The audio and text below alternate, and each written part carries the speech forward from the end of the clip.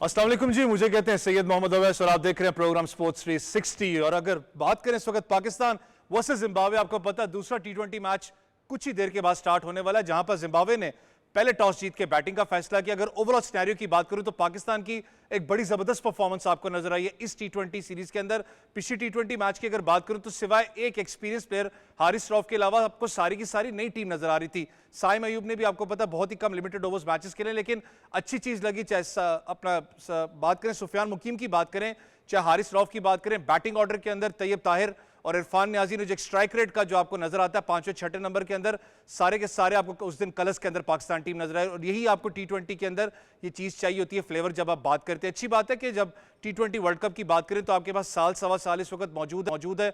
आप ज्यादा chops and changes कर सकते हैं और अच्छी डायरेक्शन के अंदर पाकिस्तान टीम इस वक्त बिल्कुल जा रही है। इसके अलावा अगर बात करें तो एक अच्छी खबर आ रही है ब्लाइंड वर्ल्ड कप से, जहां पर पाकिस्तान ने पहली दफा ब्लाइंड वर्ल्ड कप जो है वो अपने नाम किया। बांग्लादेश को शिकस्त दी थी 10 विकेटों से। और अगर पूरे टूर्नामेंट की बात करूं तो पाकिस्तान टीम नाकाबिले शिकस्त रही है इसके अंदर। ऑनरेबल प्राइम मिनिस्टर साहब, यहां तक कि प्रेसिडेंट साहब ने भी टीम को अप्रिशिएट किया और एक बड़ी अच्छी परफॉर्मेंसेस हमेशा हमारे जो ब्लाइंड क्रिकेटर्स हैं वो दिखाते हुए हैं। चाहे आप टीम की हाई स्कोर की बात करें, चाहे इंडिविजुअल स्कोर की बात करें, हमारे एक प्लेयर है उनका 300 हाई स्कोर भी है। एक बड़ा एक आपको एक मोटिवेशन खास करके इनको देख के मिलती है, जिस तरीके से with limited resources Pakistan blind जो है हमेशा बड़ा एक जबरदस्त परफॉर्मेंस यहां पर दिखाती है। अनफॉर्चुनेट आपको पता है ये भी ब्लाइंड क्रिकेट की अगर बात करें तो कुछ ना कुछ इंडिया आपको पता है पहले आ रहा था खेलने के लिए, फिर उसके बाद अचानक वहां से खबर है कि जो इंडियन टीम है उसको एनओसी नहीं दिया गया था। लेकिन पाकिस्तान ने बहुत जबरदस्त अपना इस पूरे इवेंट को पाकिस्तान में ऑर्गेनाइज किया था। इसके अलावा अगर बात करें तो अंडर 19 एशिया कप में पाकिस्तान सेमीफाइनल में पहुंच चुका है, जहां पर अगर पाकिस्तान की बैक टू बैक परफॉर्मेंसेस की बात करूं तो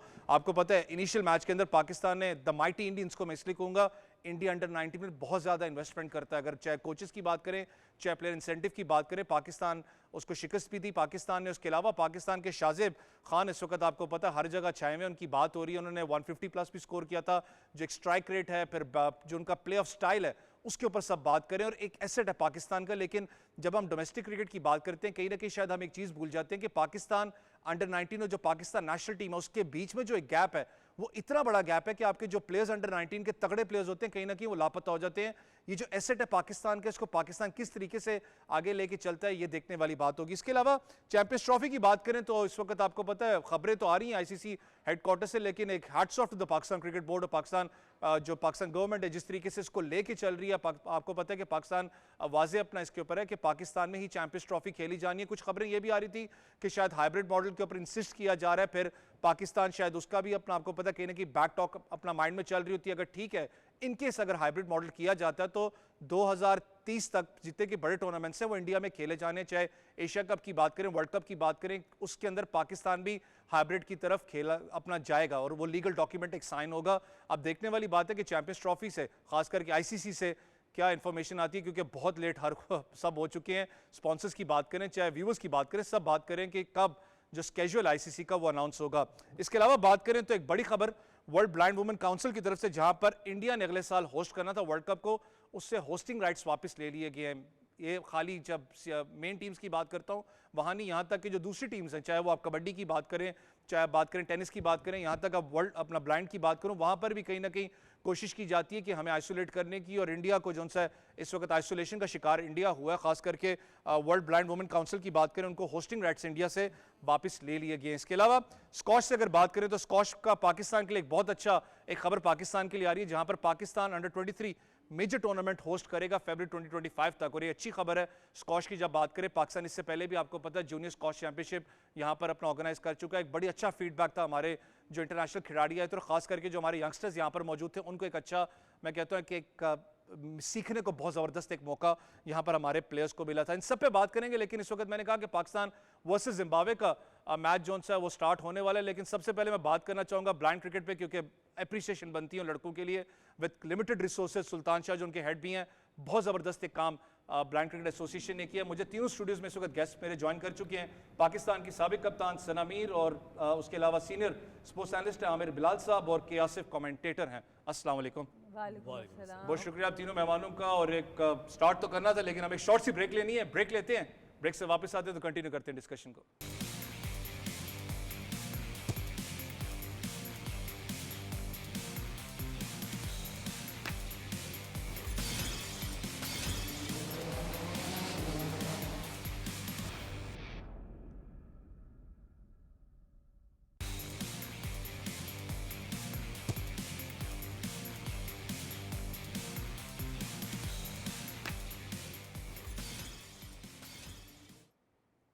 वेलकम बैक जी, आप देख रहे हैं स्पोर्ट्स 360 और ब्रेक पे जाने से पहले हम बात कर रहे थे ब्लाइंड क्रिकेट वर्ल्ड कप जिस तरीके से पाकिस्तान की ओवरऑल परफॉर्मेंस रही है, खास करके अगर पूरे टूर्नामेंट की बात करें तो अनबीटन पाकिस्तान टीम रही। पाकिस्तान ने फाइनल्स में बांग्लादेश को शिकस्त भी दी है। सनामीर, अगर पाकिस्तान की सबसे पहले तो आपको उम्र की बहुत बहुत मुबारक हो। और अगर पाकिस्तान की थोड़ी सी बात करना चाहूँ ब्लाइंड क्रिकेट एसोसिएशन की, मैंने कहा ना, with limited resources, with limited support and खास करके बेशक हम यहाँ पर बैठे हैं, ज़्यादा आपको पता उनका शोर मचता भी नहीं है, हमेशा बैक टू बैक परफॉर्मेंसेज अच्छी रही हैं। बिल्कुल, अगर कोई भी क्रिकेट टीम उठा ली जाए पाकिस्तान की, मेंस, वुमेन्स, अंडर 19 या ब्लाइंड, सबसे ज़्यादा अगर परफॉर्मेंसेज हैं तो ब्लाइंड क्रिकेट टीम की हैं। इंटरनेशनल लेवल पे सबसे ज़्यादा वर्ल्ड कप्स इन्होंने जीते हैं और इतना ज़्यादा इन्होंने एफ़र्ट किया है हमारे मुल्क के लिए। पर आपकी बात सही है कि उस तरीके का शोर भी नहीं मचता और इस तरीके की सपोर्ट जो मिलनी चाहिए वो आज तक हम इनको दे नहीं सके हैं। तो आई होप कि आज के दौर में जहाँ मेंटर्स को इतने इतने पैसे दिए जा रहे हैं और बाकी जगहों पर इतना इतना पैसा खर्च हो रहा है, तो इनके ऊपर भी नज़र ज़रूर दौड़ाई जाए कि ये बार बार, ये से कोई पहली बार नहीं है। T20 में ज़रूर इनकी पहली शायद वर्ल्ड कप टाइटल है, बट अदरवाइज़ वर्ल्ड कप बहुत जीत चुके हैं।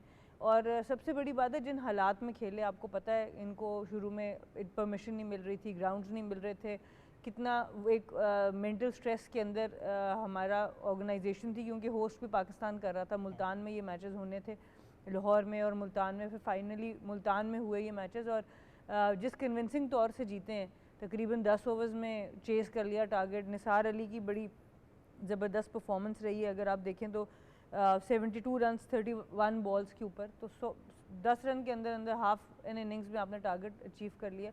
तो बहुत इनकी परफॉर्मेंसेस हैं और आई होप कि हम वो सपोर्ट भी दें। और अच्छी बात है, हम अपने प्रोग्राम में कवर करें और सारे आने वाले प्रोग्राम्स में इनको कवर करना चाहिए और इनसे बातचीत करके ऑन एयर ला के इनको स्टार मीडिया का काम भी है और ऑर्गेनाइजर्स का काम भी है। ये बड़ा इंपॉर्टेंट आपने कहा, क्योंकि हमारी भी कहीं ना कहीं जिम्मेदारी बनती है, इसको हाईलाइट करें थोड़ा सा। आमिर भाई, अगर इस पूरे ब्लाइंड क्रिकेट एसोसिएशन की बात करूं, खाली ब्लाइंड की नहीं, यहाँ तक आपको पता है कि डिसेबल एसोसिएशन जो पाकिस्तान की व्हील चेयर पर क्रिकेट टीम है, उसने भी वनडर्स क्रिएट किया है। गैस एशिया कप हमने जीता था, अगर मुझे याद पड़ता है, लेकिन वही चीज़ है कि इनको ज़्यादा सपोर्ट नहीं मिलती।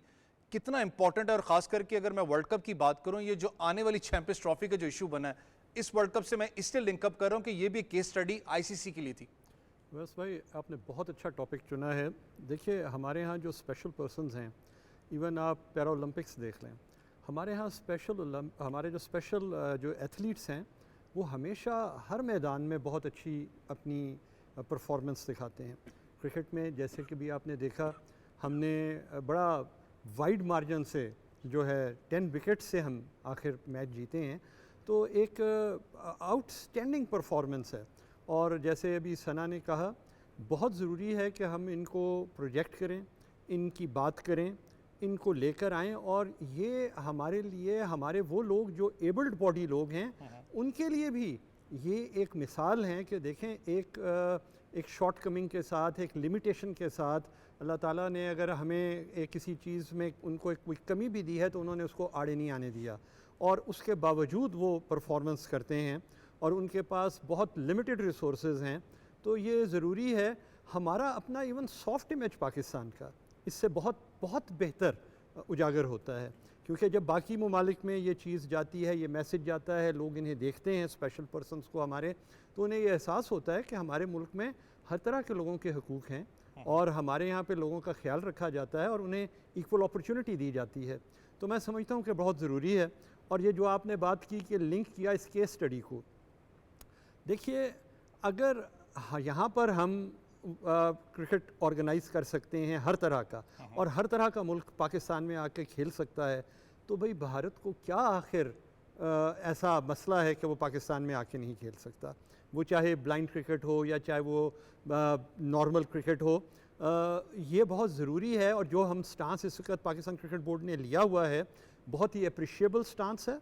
मैं समझता हूँ कि पहली दफ़ा इतना एक भरपूर स्टांस लिया गया है कि हमें अपनी बात जो है वो इंटरनेशनल क्रिकेट कौंसिल के सामने एक बड़े वाज़े तरीके के साथ रखने का मौका मिल रहा है।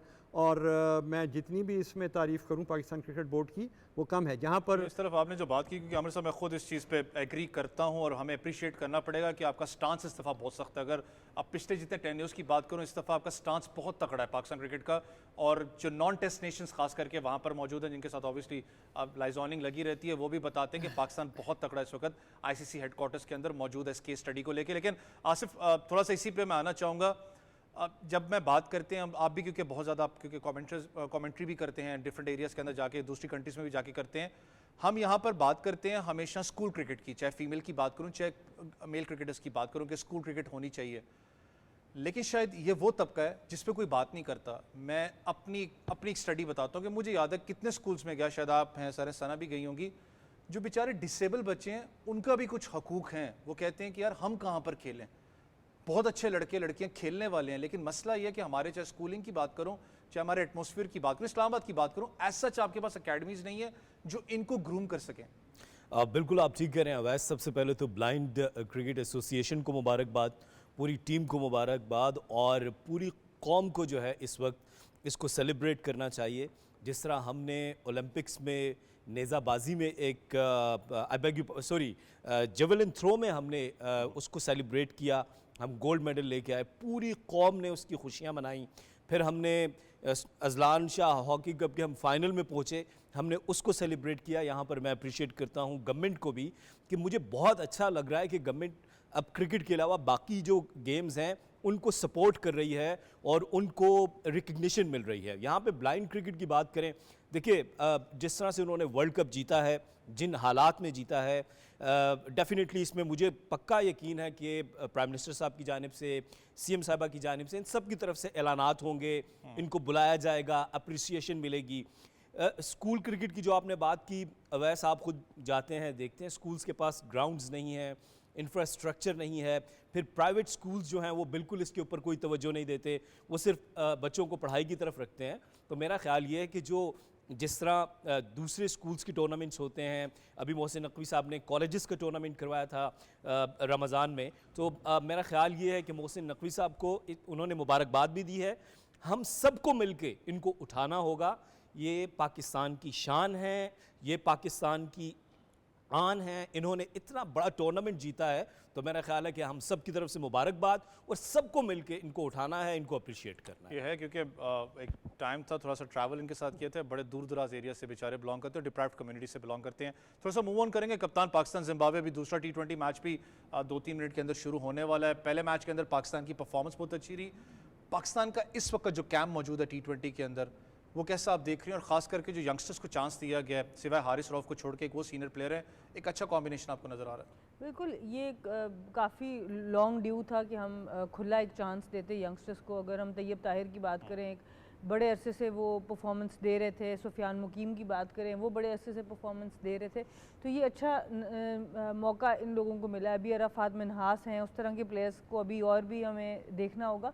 पर अभी तक इरफान नियाज़ी जो हैं, उनकी भी ओवरऑल परफॉर्मेंस, उनकी नीचे से जो कल जाके उन्होंने इनिंग्स खेली है दोबारा, नज़र आता है कि एक जेन्युइन आपको मिडल ऑर्डर का बैट मिल गया, जो कि अच्छे फिनिशर के तौर पे भी साबित हो सकता है। तो अच्छी चीज़ नज़र आई कि स्ट्राइक रेट्स बेहतर नज़र आए। एक मॉडर्न डे जो गेम की हम बात करते रहे हैं स्ट्राइक रेट्स के ऊपर, कि हमें फ़र्क नहीं पड़ता स्कोर कौन बना रहा है, बस पाकिस्तान को अगर आपने ज़्यादा जितवाना है कंसेक्यूटिवली और कंसिस्टेंटली, तो देखना ही होगा कि कितनी बॉल्स पे कितने रन्स बने और वो आपके लिए कौन करके दे रहा है। तो ये अप्रोच जो है वो अच्छी नज़र आई।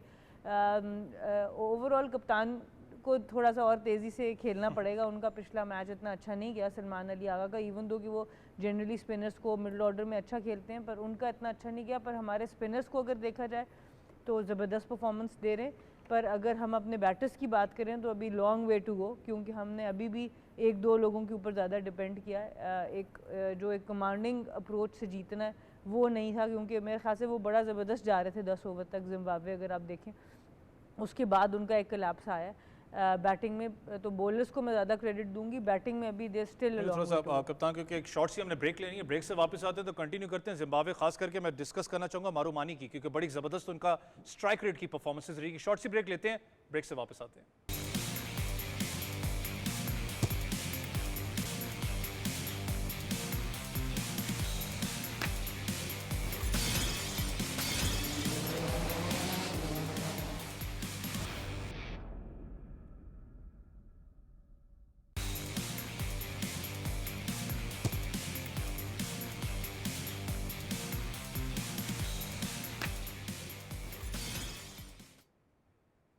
वेलकम बैक जी। आप देख रहे हैं स्पोर्ट्स 360।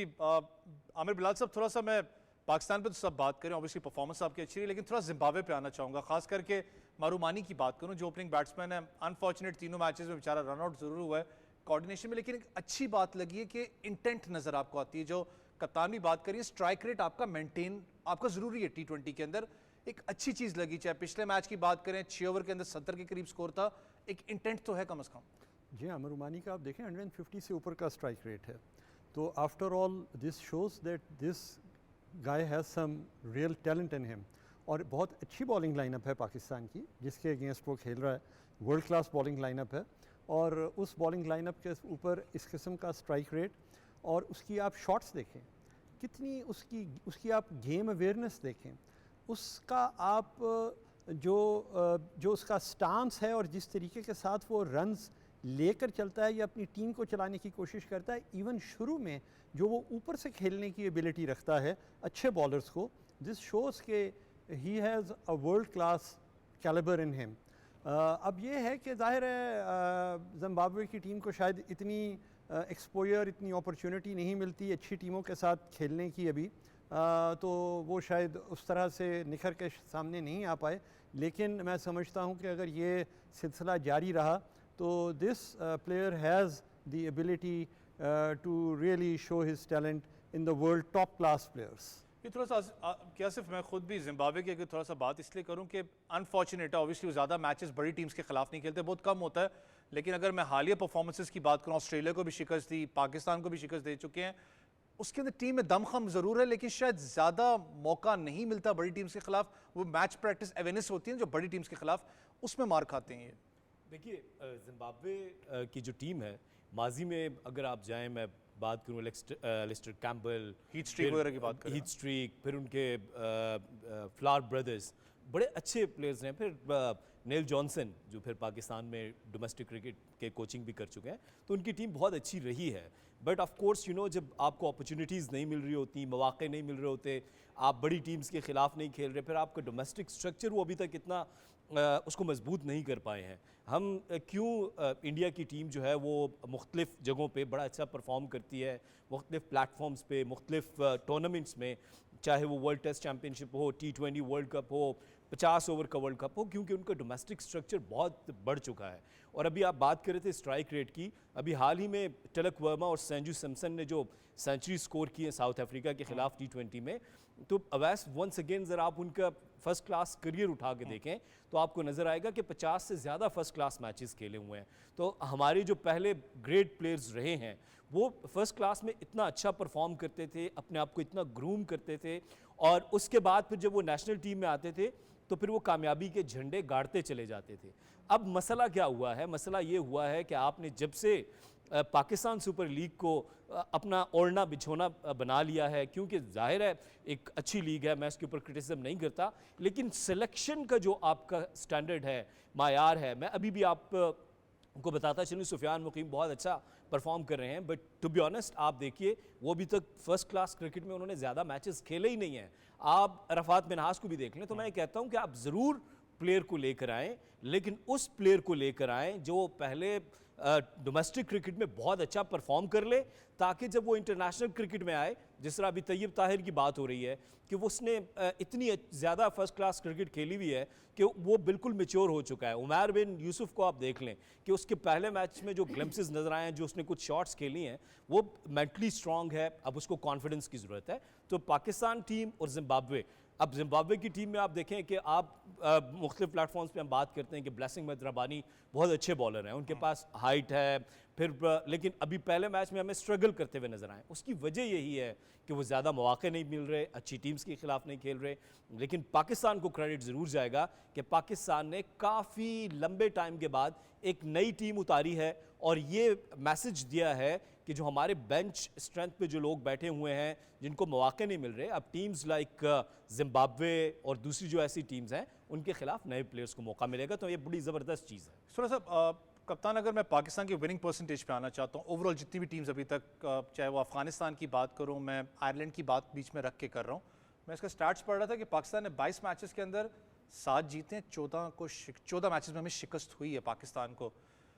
ये वजह क्या थी? ठीक है, चॉप्स एंड चेंजेस बहुत ज़्यादा टीम के अंदर हुई, आपके पास साल डेढ़ मौजूद है, आप चॉप्स एंड चेंजेस अभी भी कर सकते हो, स्टेबिलिटी ला सकते हो, लेकिन ट्रैक रिकॉर्ड वंस अगर थोड़ा सा पीछे आप चले जाएं, यही पाकिस्तान टीम थी, one of the best lineup आपको T20 के अंदर नजर आती थी।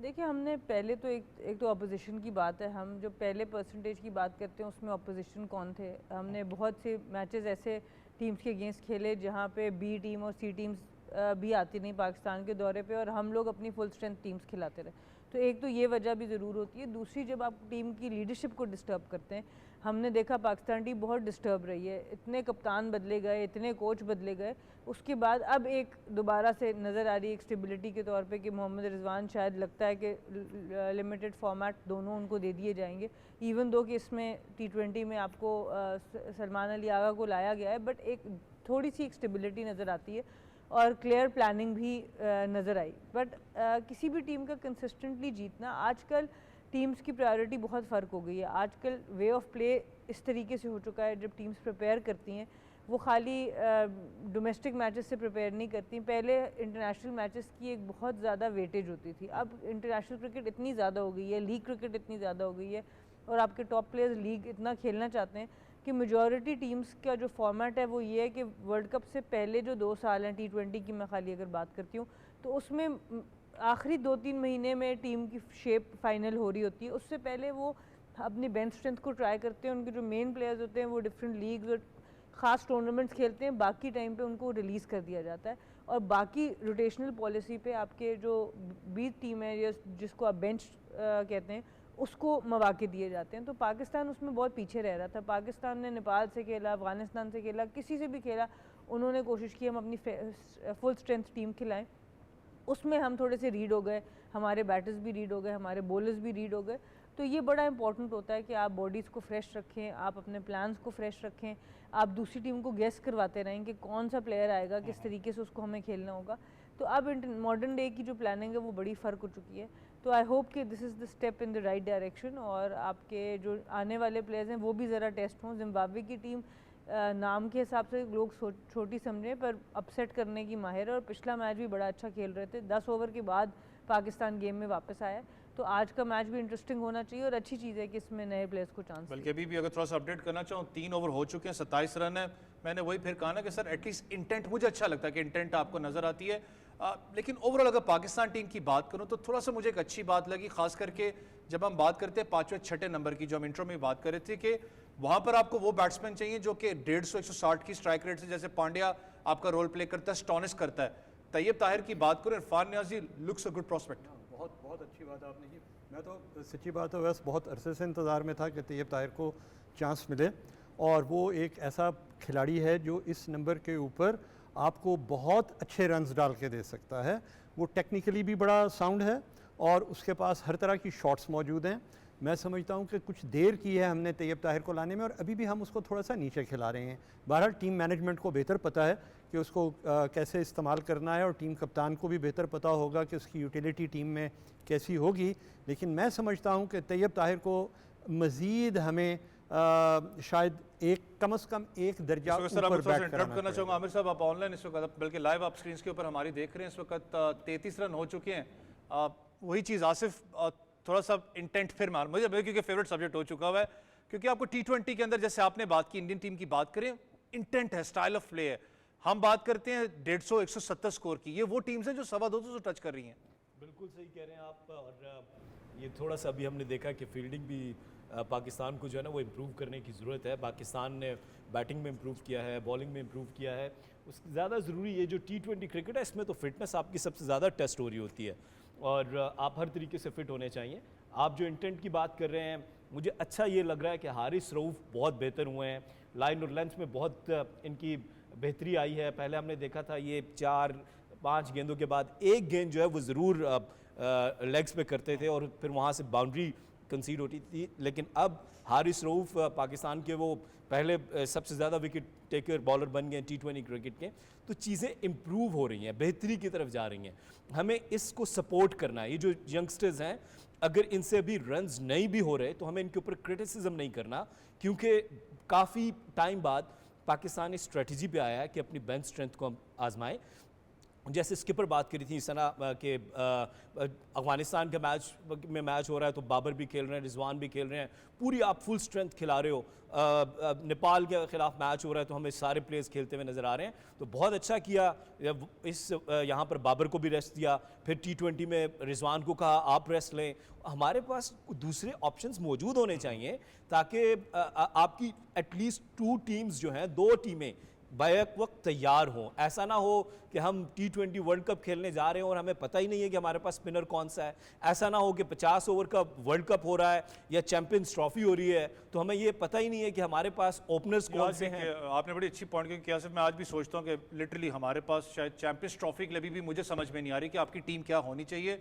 कप्तान, एक तो 2 चीज़ें, एक तो यंगस्टर्स की बात जो मैं कर रहा था, आप तीनों से करना भी चाहूँगा कि यंगस्टर्स जो हमारे चाहे अंडर 19 प्लेयर्स की बात करूँ, चाहे इस वक्त पाकिस्तान टीम में खेल रहे हैं, बेंच लाइनअप मेरा भी मामला है कि बेंच लाइनअप आपकी स्ट्रांग होगी, आपके रिजर्व स्ट्रांग होगी, आपके प्लेइंग 11 स्ट्रांग होगी, ऑटोमेटिकली दिमाग में आता है कि यार मेरे पीछे लड़के बैठे हैं।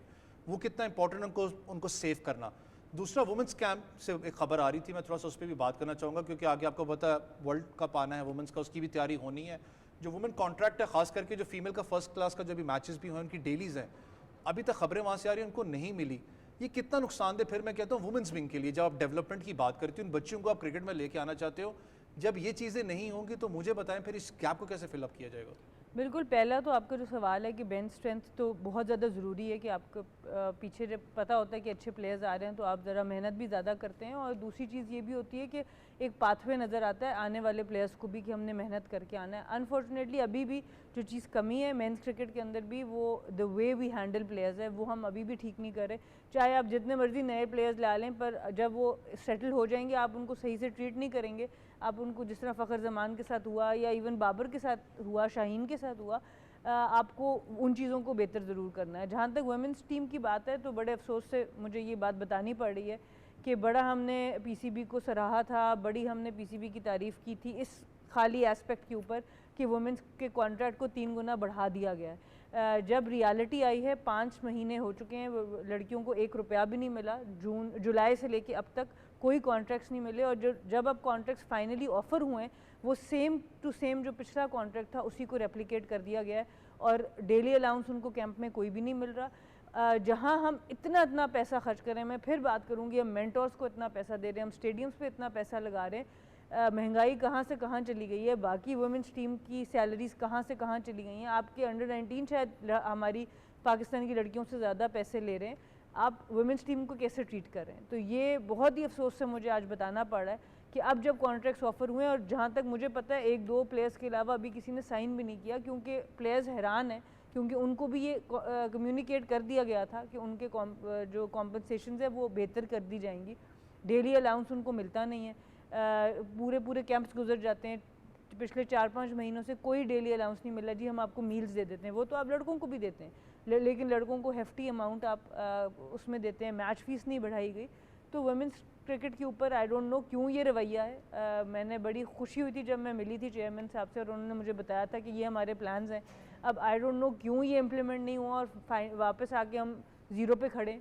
तो इसको आई होप कि इसको एड्रेस किया जाए और इसको चेंज किया जाए। अनफॉर्चुनेटली क्योंकि आमिर बिलाल साहब वक्त थोड़ा सा कम है, बहुत शुक्रिया आप तीनों मेहमानों का, लेकिन राइटली पॉइंटेड है। फिर मैं पाकिस्तान जिम्बाब्वे का तो इस वक्त मैच जारी है जहाँ पर जिम्बाब्वे का एक खिलाड़ी आउट हो चुके हैं, लेकिन जब आप वुमेन खास करके बात करते हैं, फीमेल क्रिकेट की बात करते हैं, ग्रूमिंग की बात करते हैं, मैं खुद इस चीज़ पे हैरान था जब एक मीटिंग कॉल अप की गई थी, जब डिफरेंट माइंड्स वहाँ पर बैठे थे। वुमेंस विंग से अगर मैं गलत नहीं हूँ तो कोई भी वहाँ मौजूद नहीं था, मुझे कोई नज़र नहीं आया बंदा। जब आप पूरी क्रिकेट रीवैम्प की बात करते हैं तो आपको कहीं ना कहीं शायद उसको भी मद्देनज़र रखना पड़ेगा। आगे जाके वर्ल्ड कप भी है, आपका एशिया कप भी है, इंपॉर्टेंट है वुमेंस टीम को उसको सपोर्ट करना। और ख़ास करके जब आप बैकअप प्लेयर्स की बात करते हैं, इंपॉर्टेंट है उनको भी वापस पाकिस्तान टीम में तभी वो आएंगी जब आपको उनको ज़्यादा इंसेंटिव्स आपको नजर आएंगे। मुझे और मेरी टीम को कल तक इजाज़त दें। अल्लाह हाफ़िज़।